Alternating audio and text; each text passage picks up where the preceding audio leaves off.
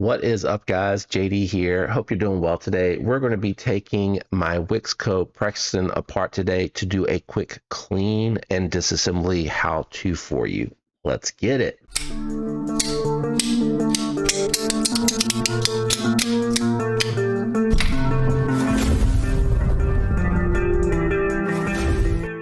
All right, guys, make sure you have fresh tools, especially your bits, not necessarily the tools, but the bits if you have a driver similar to this, or make sure that your bit is in good standing if you have like a prefixed like the Weeha there.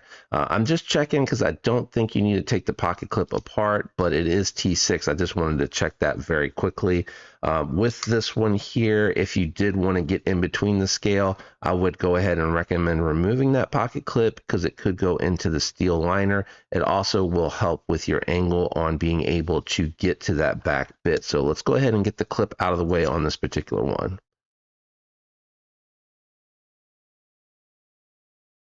All right, not too tight in there. I love that. I mean, Wixco, which is a subsidiary or owned by or is Fair Monster's budget line, however you want to say that, is really a brand that I think a lot of people are overlooking because the pecking order is usually like Civivi, Kaiser, Tenable. But Wixco is really one of those brands that if you like a Migron or something like that and you're on a budget, they're an excellent option. And the build quality is phenomenal.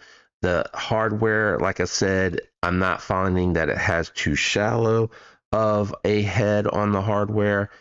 Very well done. It's not over torqued, not too tight. Can y'all see that? They literally are on. I don't think I could do that again if I tried. And they still don't want to come apart. But I love the Alt-8 construction outside of the pocket clip. I'm not mad that the pocket clip is T6. It's really not that big a deal. All right, so the scale pops right off of there. Nice clean scale. They didn't oil it, didn't need it. And nice captive pivot here. And you can see the standoffs are in there and tight enough on that side. And wow, the tolerances are excellent on here. So not too oily, not a lot on that lock bar at all. It looks like it's just enough for the actual detent ball. I love the fact that they used the sealed or caged rather instead of stamped ceramic bearings. They're like the Delrin style. The balls are nice and tight. You would not need to skiff this, in my opinion. You could, totally up to you. Phosphor bronze, nothing wrong with that. But truly, these style bearings are not going to corrode. You're going to get really good action, and you're going to get a really solid pivot. So at this point, everything is taken apart. I'm going to grab a quick photo, and I'm going to move the stop pin back over to this side. Actually, let me clean the pivot first. Captive pivot, as I mentioned there, is going to make it really easy for the assembly and disassembly. I'm going to go ahead and clean the hardened liners that are already tracking. I have carried this a ton. Just a reminder, the pivot captive goes backwards towards the back, not backwards, faces the back. The tune on this is perfect. I don't see any reason to do any type of lock bar adjustment. I am just going to go ahead and clean it. Ceramic ball looks good. I'm going to grab, I like hops. I use this for my pew-pew and for my knives. It doesn't run and get all over the place. It stays pretty well put while putting a thick coating on there. And like I said, it is designed to handle the heat friction of a firearm that's being shot rapidly. So I certainly think it is going to be just fine on my pocket knife, you know, even if I'm occasionally flicking it because I'm fidgeting with it, what have you. With these here, you really don't need to put any lube on them. They're going to run really, really, really smooth. So I do put a small coating on there, personal preference, and I do make sure and work it in really well so that it's a thin coating. And I will drop that on. I'm going to reinstall the stop pin. Now, I will say, you don't have to do this. My stop pin sounds like it has just the slightest tolerance variance. So I do throw a little bit of lube on the tip there just to make sure that it is in place nice and solid. And it is, I don't know why it felt like it. Maybe it's just the way that they have the tang done, but it really felt like the way it was hitting, it was almost starting to ting. And it wasn't like from the deployment, it was more from the close itself. So I'm going to move it in a little bit just because I got that magnet up there and I'm not trying to mess with that. And I think I did move my pivot slightly, so I'm going to adjust that. I'm going to go ahead and clean the track here really well. Forgot to grab one of my little, I need to put some more in here. I'm starting to get low. I forgot to grab one of my circuit board cleaners. I like these better than Q-tips because they really get into that detent ball hole. And I do have all of this linked down below if you need it, along with this knife. If you are interested in it, man, that is super clean. This is another thing that really impresses me. Everything that I've gotten from Monster and Wixco has come super clean, properly lubed. You know, it wasn't anything that I really needed to do. It was just something that I do for these videos for you guys in case you do want to do some maintenance, or if you are using it and getting it a little bit dirty.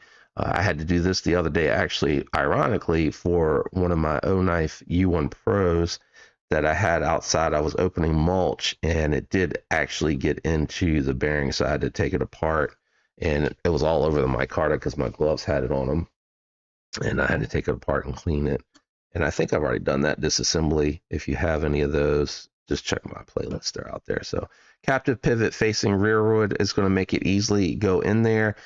It doesn't look like it's in there because of the shine at this angle, but you can see that the stop pin is in there as well. And then you can just lay your scale right on top, and then it's just reassembling it in the reverse order that you took it apart. So you can do this a number of ways, whatever way you prefer. I usually just start with the pivot first, because that's what I take out last, and then I get it nice and snug, and then we'll do adjustments from there out. And then I usually do the top stop pin if there's multiple, or standoffs rather, if there are multiples, just to get that in there. And then I usually from here will check both the action, which is really good, and the centering, which I am dead center. Let me give it a couple of flicks just to make sure. Yep, dead center. So we're going to go ahead and put the last standoff screw back. I feel like the action is good. I don't think it needs to be tightened or loosened. I do need to and should check the play to make sure I have none. All right, let me do that before I throw the clip on there, since I have access to the screws. No play. Nice smooth action. I need to reinstall the pocket clip with the T6 bit. And again, this one is reversible, so just be mindful what side you're putting it on. And there we go. And we get this one.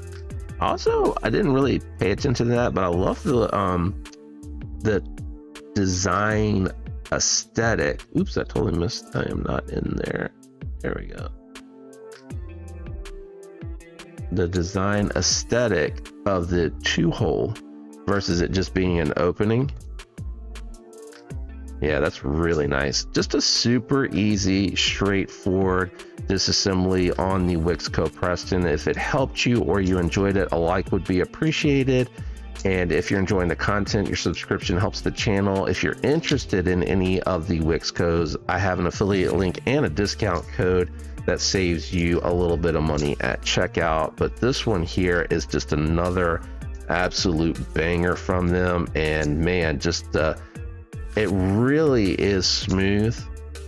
I don't know that you needed to clean anything up, but man, it just feels really good. So I think it did beforehand, but it never hurts to know what's inside, what it looks like, and you know that it came from the factory. So nice. That is it for me today, guys. I'm out of here. I'll catch you on the next one. Goodbye.